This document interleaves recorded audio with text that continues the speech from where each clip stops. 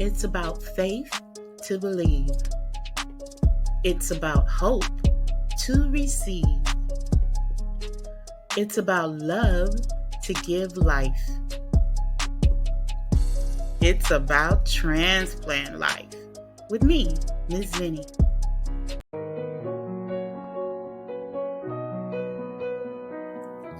When Pastor Clinton BRITT of Nashville, Tennessee, was in need of a life-saving heart transplant, love rushed in to rescue him. Good job, babe. You're doing great.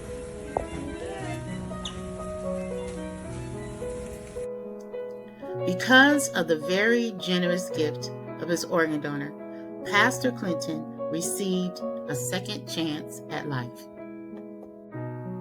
And now he and his wife, Kathy, and their loving family can continue to share the message of love together. And we are going to talk about it tonight, live at 5 p.m. Pacific Standard Time at About Transplant Life on Facebook and Instagram. See you there. Hey, everyone. Oh, there. It's Miss Vinny, and we are live. We did it. Yes. On Facebook and Instagram. And I am here with Pastor Kathy and Clinton BRITT from Nashville, Tennessee. Hey. Welcome to our Transplant Life. Yes.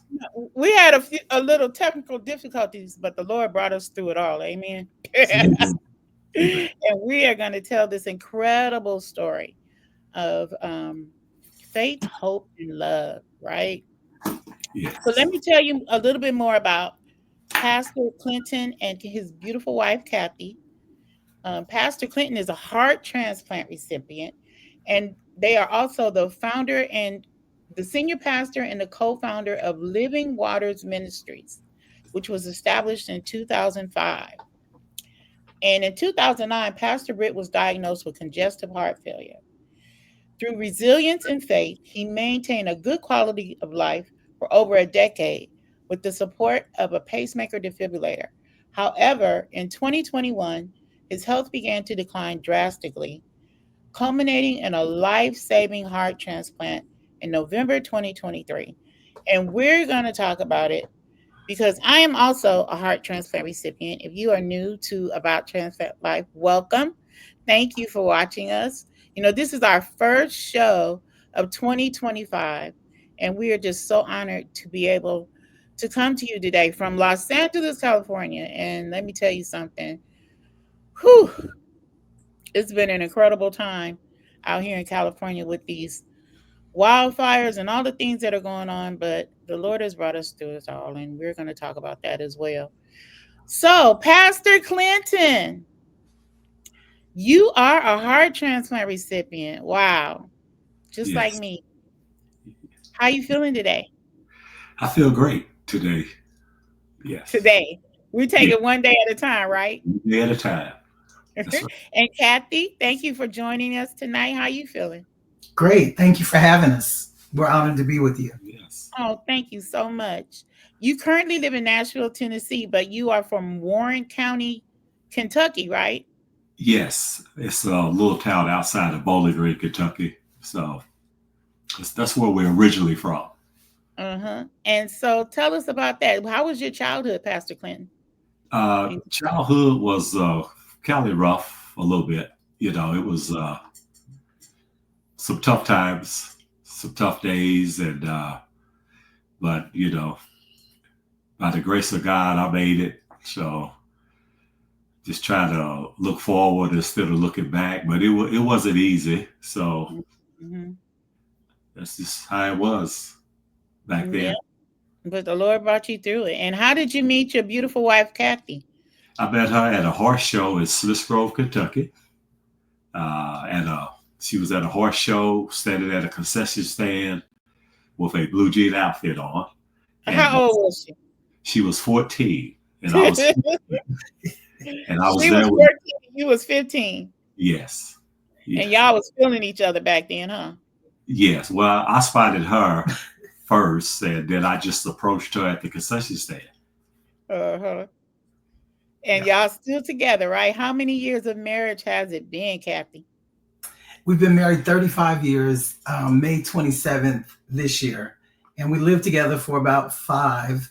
And we have a son who is almost 48. So I had a child from him when I was like 17.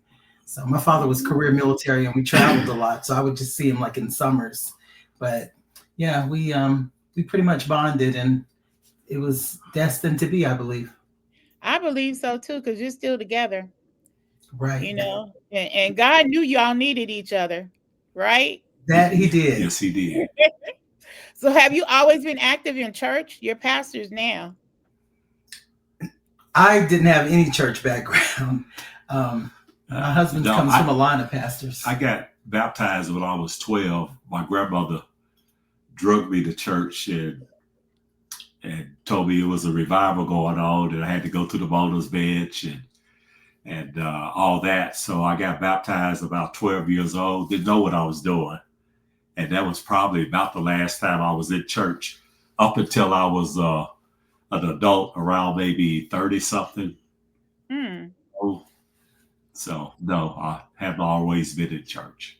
So, but grandma planted that seed in you when you was 12 She years did. old. And She look did. what the Lord did with that. Hmm. Yep, she sure did. So tell us about your ministry. We have the ministry that we have is a outreach ministry. We well, this is what we did before I got sick. We had got back into full swing yet, but we Mhm. fed the homeless uh, in Nashville and Bowling Green, Kentucky, two different states. We would rotate. We do some in Nashville, then we do some in Bowling Green, Kentucky. And Bowling Green, Kentucky is like 58 miles from Nashville. And it was outreach. We did prison ministry. She still go to the women's prison. And we used to go to the men's prison in Oldham County in Kentucky, up around Louisville, Kentucky. So, Mhm. and then we clothe people, give people clothes, and give people rides to the doctor and the church, and a whole lot of other things that we do with this ministry. That's beautiful. So y'all been sowing seed for a long time, huh? Yes, Hmm. So let's talk about that. Let's talk about your life prior to transplant. I mean, were you an active person? I was very active. We traveled a lot, Hmm. and of course, we were doing a lot in the communities as well, and very active. I like being out amongst people. I like helping people. I like serving people, and just stayed on the move all the time. Hmm. But something changed, and when was that? It When did you changed. start doing that? Something changed around like maybe 2000 and something changed. I got diagnosed in 2009, but something changed around maybe 21. I could Mhm. start, I started getting short of breath and You were all that. diagnosed with what in 2009? Congestive heart failure. Okay. And Yes. so when the doctor told you that, how did it make you feel? Did you take it seriously? No, I did not. I thought I Mhm. had, uh, I thought I had another 40, 50 years to live. I didn't think it was nothing important at that time, but my wife did. Mhm. You know why I asked you that? Because when I was diagnosed in 2000 with congestive heart failure, I didn't take it seriously either. Because I No. never really known anyone that had CHF, right? So I didn't know what to expect. I Mhm. didn't know how debilitating it was, right? Right. And so I just kept living my life the way I normally did, raising my two kids and doing what, eating fried chicken and Right. drinking soda pop. Yeah. I didn't know it was that serious. My doctor just said it like blase, you got congestive heart failure. I'm like, okay, I don't know what that is. And, being so busy and doing what I wanted to do, I really didn't take the time to do the research. And that's what I tell people, you got to do your research. You got to know what it is you being attacked in your body with. But that's another message. But Yes. Kathy, you took it seriously. What did you think when your husband was diagnosed with congestive heart failure? Well, when he initially told me, he didn't tell me it was congestive heart failure. he told me he had been to his cardiologist, and she said that somewhere down the line he may need some type of a device um, to A assist him. pacemaker, defibrillator, Well, he defibrillator. Did you hear what I said? right, right. Pacemaker, defibrillator device. He didn't tell me what kind of device. He just said some kind of device. So he picked me up from work one day, and his cardiologist was on the phone with him, and he said they wanted to speak with me. So I was perplexed. I didn't know why they'd want to talk to me. So I said, okay. So I got on the phone, and she goes, Mr. Britt told you that he's going to need to uh, get some assistance from a device. I said, yeah, he said somewhere down the road. She goes, I'm going to put it like this. If it was my husband or my father, I wouldn't be able to sleep until they got it. Wow. So I was like, okay. So I said, well, when this is on a Thursday. So I said, when are you guys planning on doing it? She goes, well, we can't get him into surgery tomorrow, but we can get him in on Monday.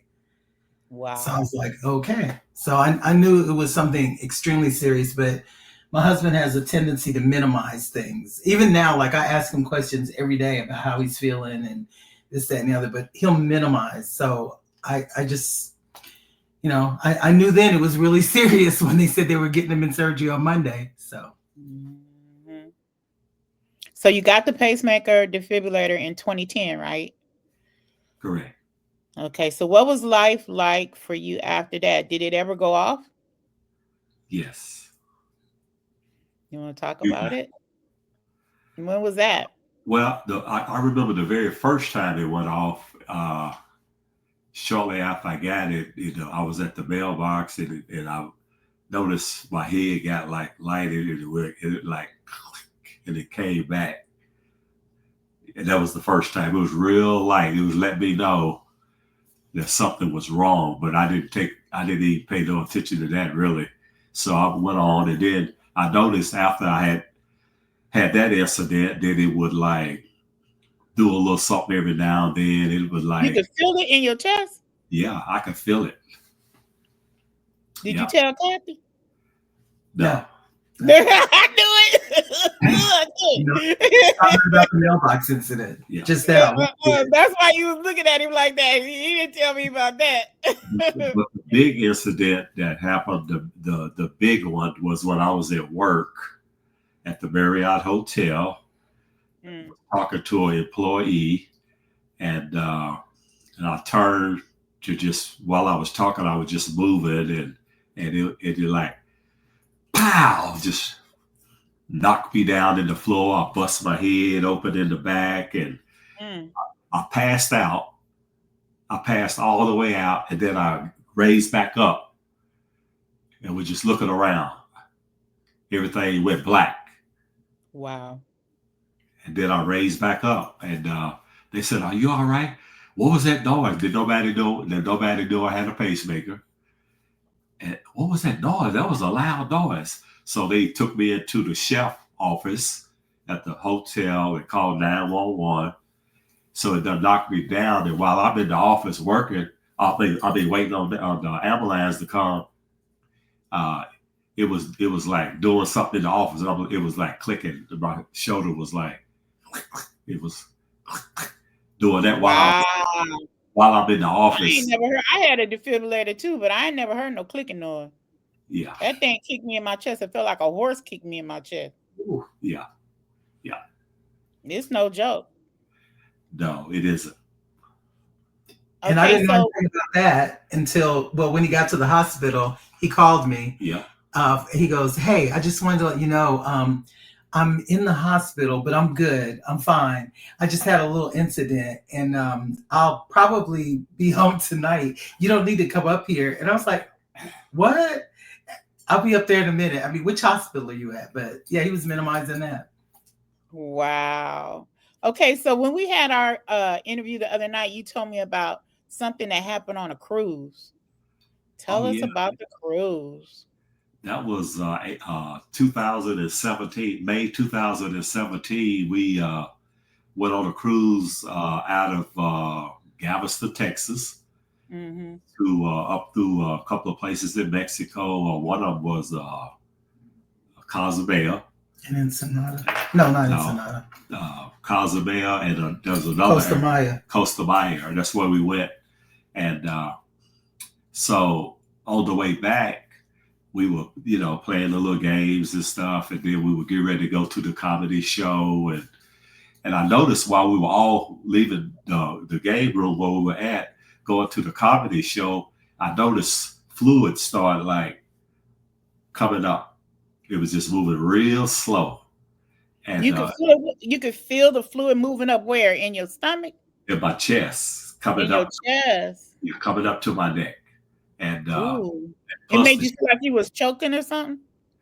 Yes. Mm-hmm. And the ship was moving. That night it was like rocking real bad, and so we went on, and they went on ahead of me, and I'm like, something's wrong. And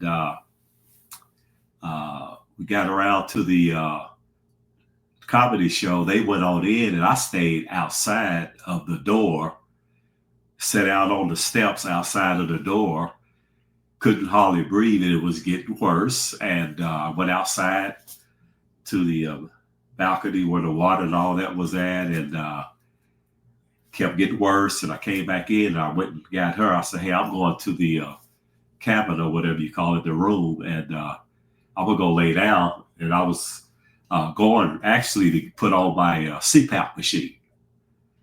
You had a CPAP machine too, and a defibrillator. Because I had Sleep apnea. Sleep apnea. So I put that on, and then she came. She said, how do you feel? I said, I'm not doing too good. She said, you want me to hit 911 or whatever? I said, yeah, go ahead. And she did that. And then they came with a wheelchair, and people were standing all out in the hallway, and they rolled me out in the wheelchair to the little hospital they got or whatever. Infirmary. And there was a nice old gentleman there. He was nice, very knowledgeable. So she talked to him after that. So go ahead. Yeah, I talked to the younger doctor, and I asked him, I said, did I overreact by calling you all? And he said, no, ma'am, come back here. Let me show you something. So he shows me the x-ray of his chest, and there was just like a little sliver of an area that was clear. He was backed up with fluid. So he said, he said he'll have to go to the hospital. He said, we're going to, pump him up with Lasix, and we'll get rid of a lot of the fluid, but he'll definitely need to be seen. And we found out after he was admitted, he was taken off the ship by ambulance. We were with a group of friends that I graduated from high school. Well, we all graduated from the same high school in the Philippines. And so we travel together like maybe once a year, once every other year. And so they arranged to get my luggage to me at the hospital. I mean, it was just, we were so grateful we were with people, because he left by ambulance and I left with the police car. And he was in the hospital for about 4 days. About 3 days. And they said, I thought y'all was going on a cruise, and he ended up in the hospital. They call it a holiday heart. The doctors knew right away when we came in. They said, oh, another holiday heart. They said, we see it all the time. People go on cruises and they eat too much food. They intake too much sodium, and their hearts can't take it. So how easy was that for you, Pastor Clint? Because I heard that you didn't like ambulances and hospitals and doctors and all that kind of stuff. You wasn't feeling none of that, huh? No. But I didn't have no say in that. He was out of options. I know, right? Yeah, I didn't have no say in that. So I had to do that. It was a life-threatening situation. So I had to go ahead on and do that. Mm-hmm. Okay, so what happened after that? When did you find out you needed a life-saving heart transplant? Well, that was the first time there was a nurse that came in the room when I was there. And she told my wife and me that I was a prime candidate for another heart. And that was really the first time that I've heard about a heart transplant, really. I had never heard about it. I didn't know nothing about it. But that's what the nurse said. She said he's a prime candidate for a heart transplant. Mm-hmm. How did that make you feel, Kathy, when you heard that? Well, I felt like it was hopeful, that because she talked about it like she was talking about um, getting a new knee or something. I mean, yeah, she goes, I said, do you guys do those frequently? She goes, oh, yeah, we do them every day. And I said, really? Wow. She goes, yeah. She goes, I said, and the outcome's good? She goes, yeah. She goes, people go on and live their lives. She said, and he's in great shape other than his heart. And you told me about someone that the Lord put in your life that talked about transplant and Yeah. encouraged you. Who was Mhm. that? A friend of mine, she lives in Peoria. What's up, Aldisa? She's Is she watching right now? I'm sure she is. She's a dear friend. She encouraged me. I met her at a supernatural conference in 2023. Yes. About 2-3 months before he had his transplant. And she felt led to come and visit in Nashville after I met her in Peoria. And it was really kind of weird how it all happened, but I knew she was led, and I felt led to go pray for her at the conference. And anyway, so we became quick, good friends. And so I was kind of telling her about some things that were going on with him. And she goes, I'm a proponent for heart transplants. And I said, really? I said, I don't even know anybody who's had one. And she told me about one of her cousins who had one. And that's the girl I was telling you about earlier. So yeah, she said, no, people have them and they live nice long lives. And she told me about her cousin. So we started thinking, well, maybe that is a good option then, because at first he had said he didn't think he would want one. He But said what? He said he didn't want a transplant. at first, yeah, it was like, no, I don't think I'd Why? want that. Why'd you say that, Pastor Clint? I just felt like I didn't want to go through all that, getting another heart. I actually, to be honest with you, I was kind of illiterate about what was going on with all that. I didn't have no knowledge of that. I didn't know what was going on, and that's why I would, refuse to do that at that point in time. You thought they was trying to do a science project on you or something? Well, that's growing up, that's what I've always heard. See, Is that how you felt too? no, but I know a lot of people who do, and rightfully so.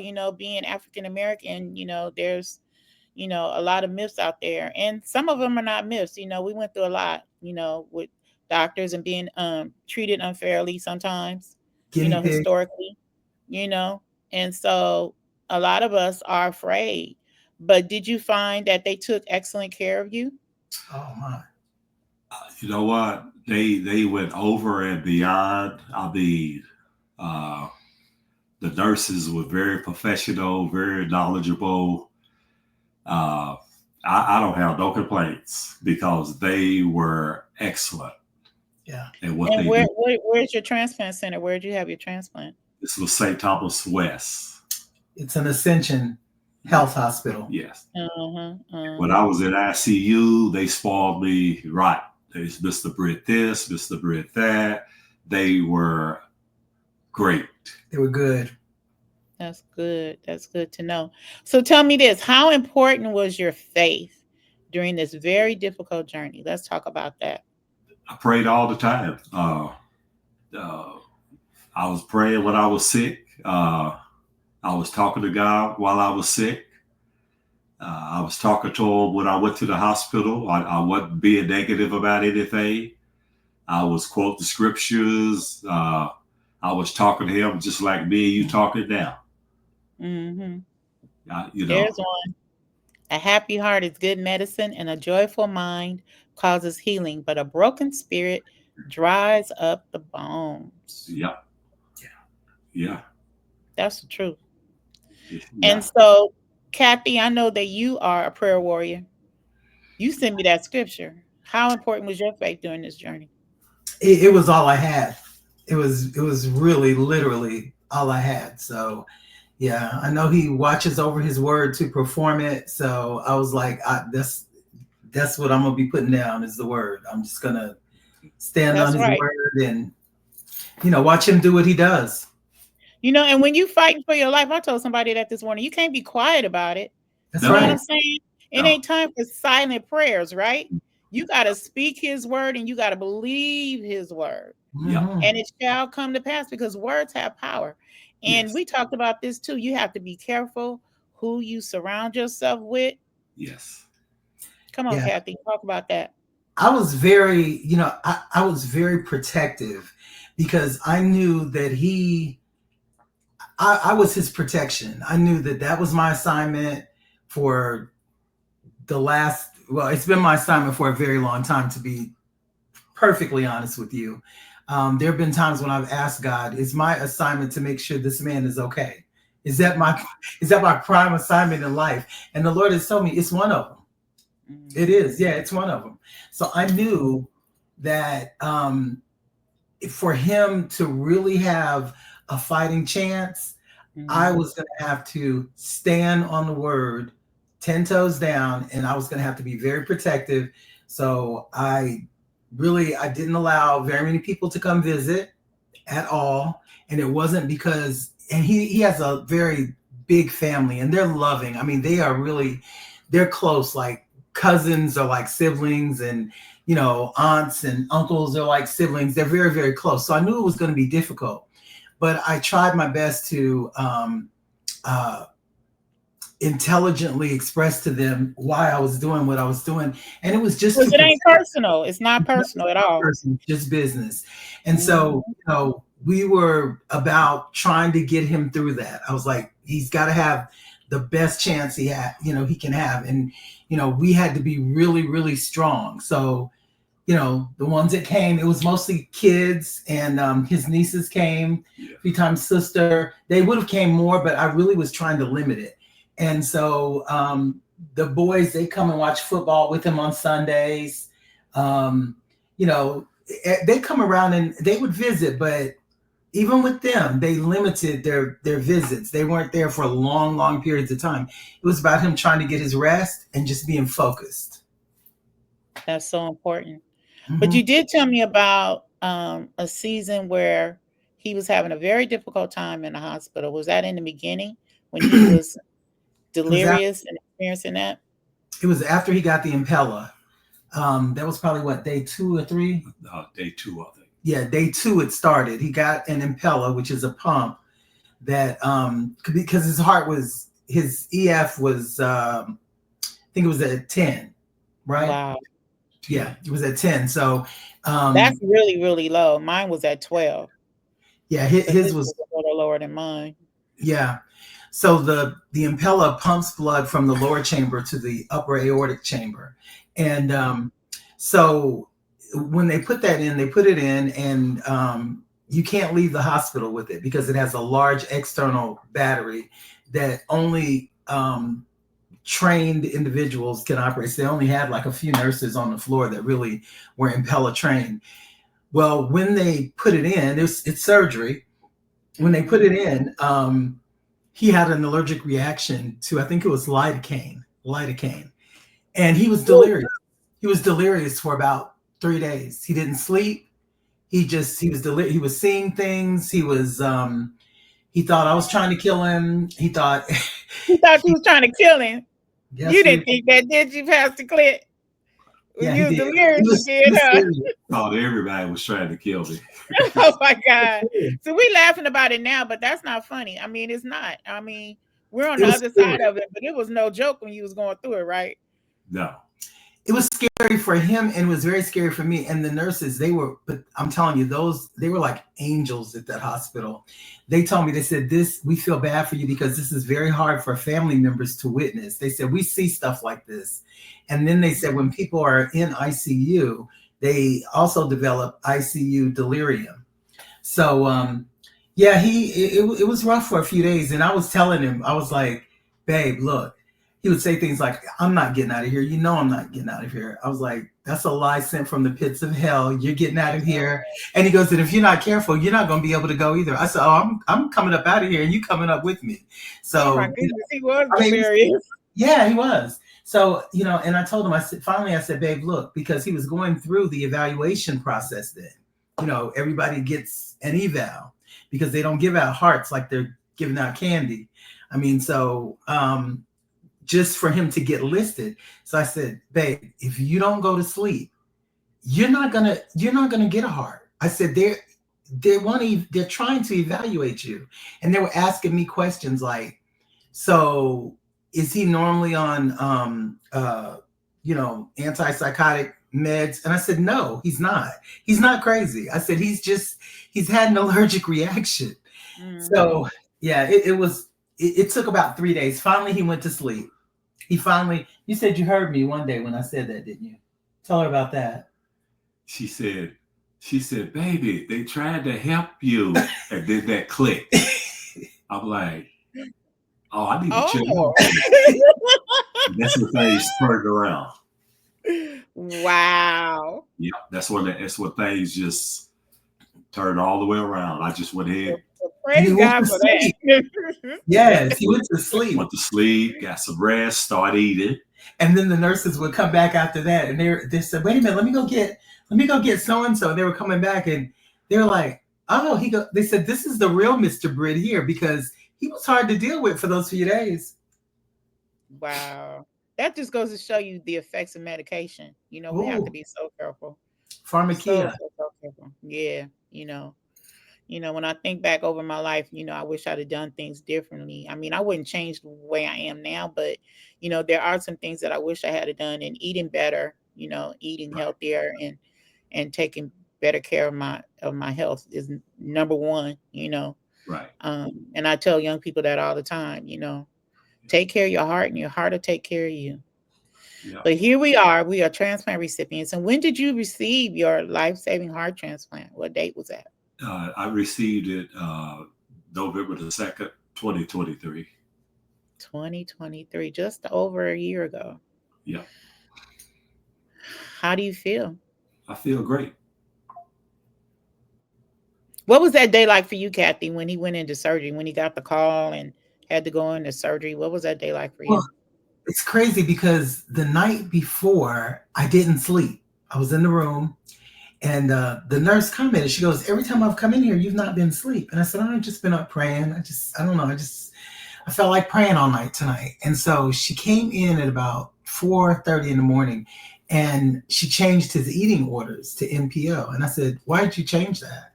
I said, is he getting ready to have a procedure? Like maybe is he getting a heart today? And she goes, I don't know. She goes, they do change the orders when there's going to be a procedure, but no one has told me anything. So I just felt like, oh, he's going to get a heart today. So later, the doctor came in, Dr. Yorokin. He came in and told my husband, tell her about what he said to you. He said, hey, when he found the heart. Yeah. He said, hey, we found your heart. And I think they going to check on it. And they're going to check on it. They're going to check on it. Abu and Babu, and they're going to check on it. If it's good, we're going to come and get you about 9:30. It's going to be about an 8-hour surgery. And we'll be prepping you while they're on their way back. And so be ready. So it was just a celebratory day. The whole day was celebratory. They changed it since the doctor wasn't going to get his heart until like 7 that night. They were going to Minnesota to get it. Right. So they told him, we're going to allow you to eat breakfast and lunch. So, he wasn't hangry that day. He was able to eat. And I mean, it was just like a celebratory day, wasn't it? They were coming in, congratulating him all day. And so I was happy for him. And I remember when they rolled him out, one of the nurses said, are you afraid? And he goes, no, I'm happy. I'm excited. And, we had prayed and we were just thanking God. I mean, yes. It's a beautiful thing. How long were you on the transplant list, though? Because I was on the transplant list for almost 7 months. So how long were you on it? I was there probably maybe 10 days, 11 days, 20, somewhere. It wasn't long. I thought at one time it was 8, but I went in October the 12th and I got my heart November the 2nd. So that was 22 days when all that took place and everything was done. That's a miracle. You know that, right? Because people wait months and months and months. You heard me say I waited almost 7 months. So sure is. Nothing short of miraculous. a miracle. And I Wow. think he feels some guilt sometimes about that because he almost doesn't like to tell people that he wasn't on the list very long, but that's a blessing. I mean, That's a that's blessing, honey. favor. You can brag about that. That's favor. Yes, That's that's right. favor. I mean, That is the favor of the Lord for real. it was just So, so do you much. know who your organ donor is? You Yes, do, huh? yes, Let's talk about your donor and your donor family. You had the opportunity to meet the father of your donor, right? yes, yes. I So, did. tell us about your donor. What's her name? Her name is Arley. Like Eileen without the N. Yes, And how old was she? Do you know? 39. She was 39 39 years old. We years don't old. we don't need to know what happened to her, but No, she said yes to organ donation. And because she said yes, you received a very generous gift. You had permission to receive her heart, yes, and it saved your life. And so you had the opportunity to meet her father, right? yes. What was that like? It was powerful. It was very emotional. It was powerful. It was just it was a great thing, to be able to do that because I felt like that I owed him that, and it was just it was very emotional. You said it gave you closure. It answered a lot of questions for you. It did. What about you, Kathy? How did you feel putting a face to the heart? It was just, I mean, it was like we knew him already. I mean, they didn't, him and his wife, he's not married to her mother. They were separated. Her Mhm. mother had no interest in knowing anything about the donor recipient or anything, but her father, his name's Tim, super nice gentleman. I mean, I just was hugging on him the whole time. I mean, it's just, I mean, they felt like family, him and his wife Barb. They treated us like royalty. We came Wow. in and they wanted us to stay with them in their home. They live in Cary, North Carolina, right outside Raleigh. Beautiful home. They just embraced us. I mean, she had hors d'oeuvres set out on the out in Florida. We call them Florida rooms, but on the screened-in patio, glass and Mhm. screened-in patio. She had a spread of hors d'oeuvres like you wouldn't believe out when we got there, and we ate. And then she had prepared dinner for us, and we had dinner with them, and just conversation. He showed us pictures of Eiley. He told us all about her life, told us all about who she was, and um, she was a very generous person, loved Mm, traveling, lived her life almost like she knew she wasn't going to be here long. Like mm, she had a lot packed into those 39 years. And he was just grateful to see who had received her heart. And she actually donated everything except her lungs. Right. Yeah. So she impacted 8 lives. that's incredible. That's Mhm. incredible. That's why it's so important for all of us to say yes to organ donation. Yes. Yes. Particularly people of color, because ethnicity does play a part in organ donation and transplantation. So a lot of us don't make it because there's not a compatible organ for us out there. And so we are truly blessed to be post transplant recipients, right? Right. Yes. So, Kathy, you were his faithful caregiver during this entire transplant journey. Tell us about that. How stressful was that experience for you? It required a lot. It required a lot. I'm a realtor, and I'm licensed in 3 states. Everything just went on hold. Like last year, I didn't do very much business at all. But God's good. He sustained us. He said, "I've never seen the righteous forsaken, You nor his better say that. seed I should have bread." put that I scripture stood down on there. all those. I mean, every word I knew, I stood on, and he took care of us. But I put all that on hold. I mean, everything was just my life was him. I mean, I just Mhm.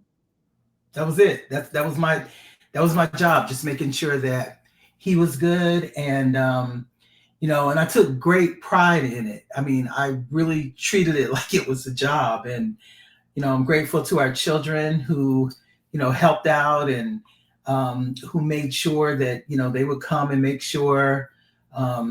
My youngest son, he was insisting a couple of nights. He's like, you're going to go home and get you some rest. You need to go sleep in a bed. You've been up here for, he said, that chair, I had said, the chair sleeps really good. And he spent the night up there that night. So the next day he goes, and that chair does not sleep really good. It doesn't even recline. How important is it? He was right, for you to get the rest, as well. I felt like a new person when I got, a good, like maybe 6 solid hours of sleep. But, it was good. I'm just grateful that I was able to be there for him, because I think you had mentioned you can't even get a transplant if you don't have a support system like you had your wonderful son, Tony. My wonderful son, Tony. Yeah. What advice would you give to other people who may be caring for a loved one or someone that can't care for themselves after all you've gone through? Be kind, be compassionate, but also encourage them. Like with my husband, I was like, okay, I'm here for you and I'm gonna look out for you and everything, but now you're not helpless. You gotta get up and pick up your bed and walk now. Come on. Yep. So he did. I mean, it felt good when he got back on his chores and everything, but it worked out good for us, I think. Don't you, babe? It did. It worked out good. It worked out good. We also talked about marriage and relationships. And sometimes, I've talked to a lot of different people and their marriage did not survive their transplant journey. How would you say this journey impacted your marriage? Did it make you stronger? I would say so. I think we've been pretty strong, though. We've been together for a very long time. So I tell, people that have not maybe been married for a long time, he's probably had about 10 or 12 different wives in me. And I've probably had about 10 or 12 different husbands in him. You mean over the years, you mean? Okay. I mean, I think we've always made it a point to just adjust as we go along, just not stay stuck. You know what I mean? I mean, he's never been the type to hold me back from being who I am. We're very different, but we look out for one another. I mean, we understand that marriage is a commitment.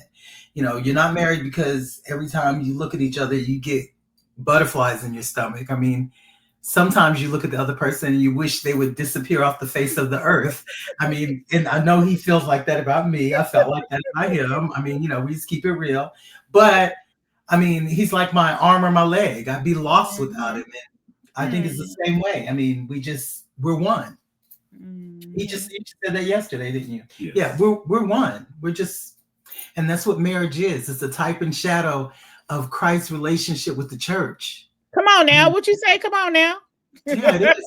If we, think about it, I mean, what if he just left us when we got sick or we were a lot of work? We're always a lot of work. I mean, yes, we are. So we've always viewed marriage pretty much as, I have this thing. I like newness. I like new things and like different places, different people. And before we got married, I said, do you think we're going to do you think we're going to be okay getting married? He goes, yeah, you're addicted to newness, but this is as new as it's going to get. We'll just have to reinvent ourselves because this is it.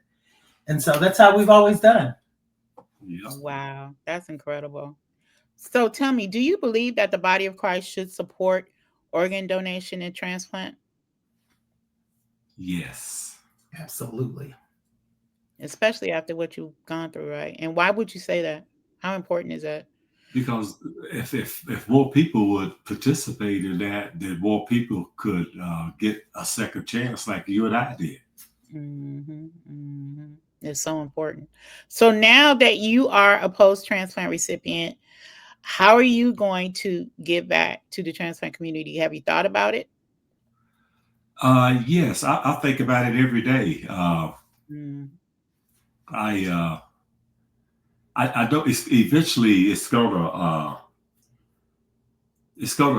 come to pass eventually. But I think about it every day. But I'm trying to see how and where I fit in at. The Lord will That's give you a strategy, yeah, yeah, on what to do. I know that both of you are very active in outreach still to yes, this day. And yes, and so there's a lot that needs to be done. There's so many people out there. Do you know that there are 1 million transplant recipients in this country? yeah. Wow. 1 billion. 1 million. And someone gets transplanted every single day.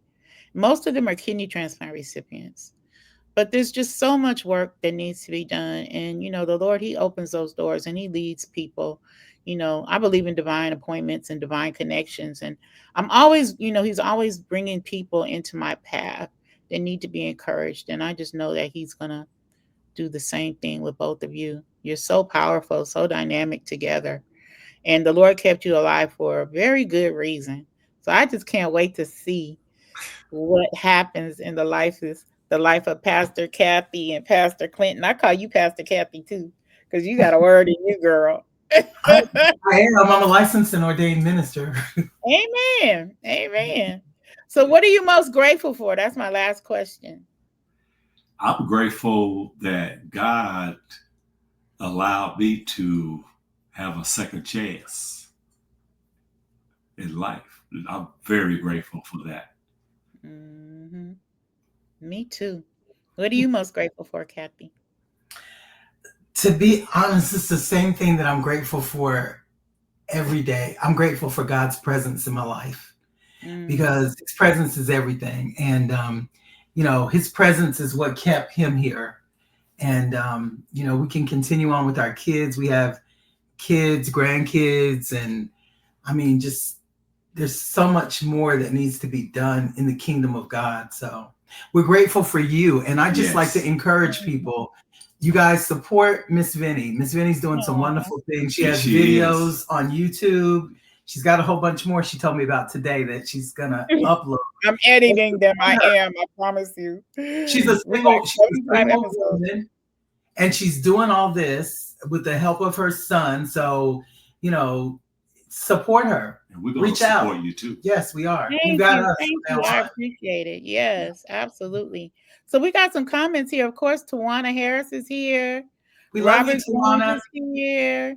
Vicky Soto is here. She said, "Love me some Kathy Davidson Britt."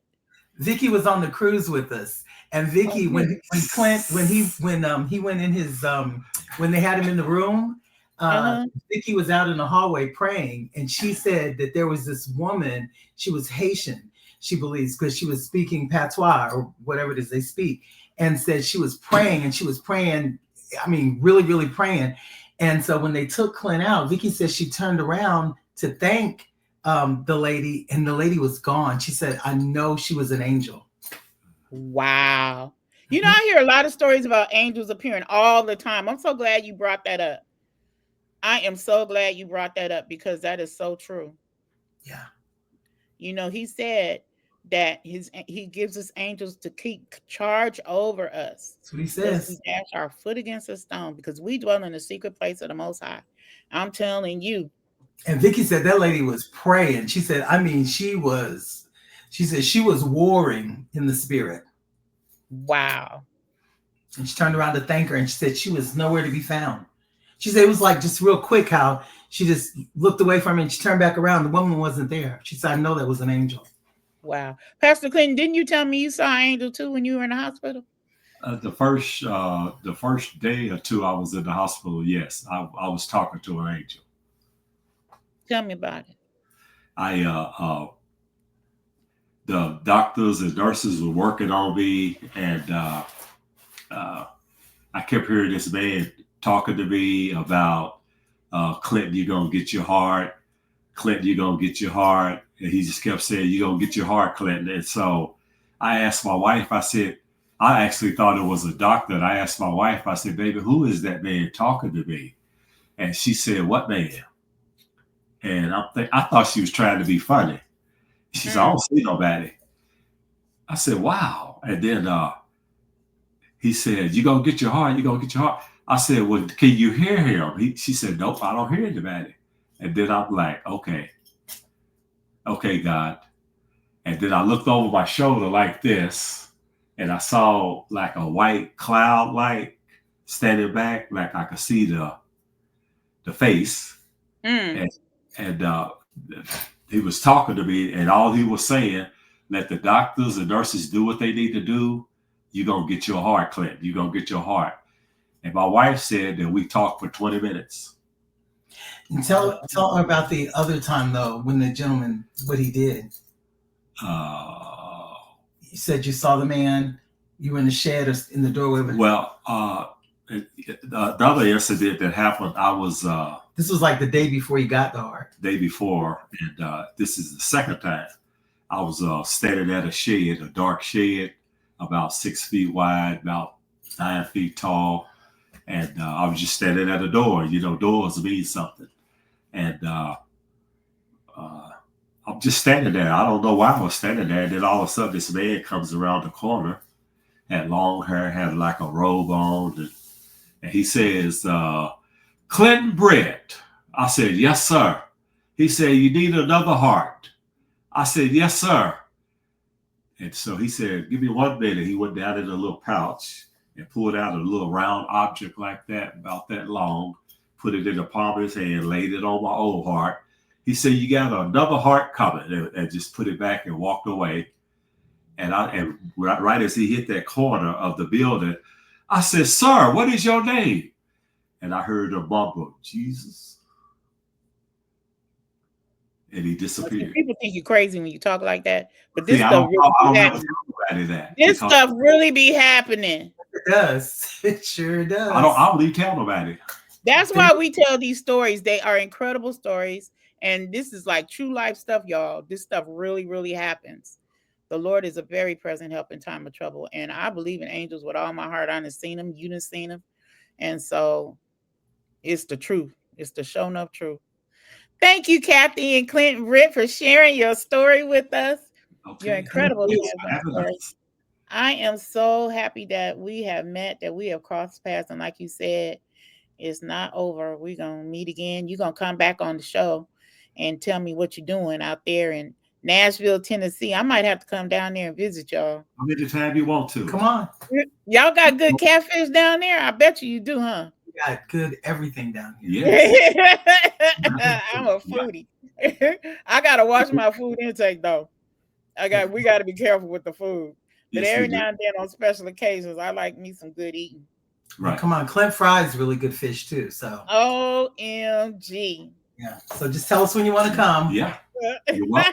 You're more than welcome to come. And how can we support you in your ministry? Where are you guys located at? Right now we do ministry virtually. And so we have service on Sunday mornings at 9:30 a.m. We're doing it via conference call. We have a small ministry, but we're very active. We've, when he was in the hospital, still went on. I did it every Sunday. And so I'll make sure you get the contact information for it. Yeah. So you can call. We can share it on our blog. We can share it on the website. Absolutely. And support you. Thank you so much for your support. I truly appreciate it. And thank you to everyone watching. Make sure you share the live with someone who needs to be encouraged. May God bless you. May God keep you. May God protect you in all that you do. In Jesus' name is our prayer. We'll see you next week, next Thursday at 5:00 p.m. Pacific Standard Time, right here at About Transplant Life. Yay. Bye, y'all. Love you, Tawana.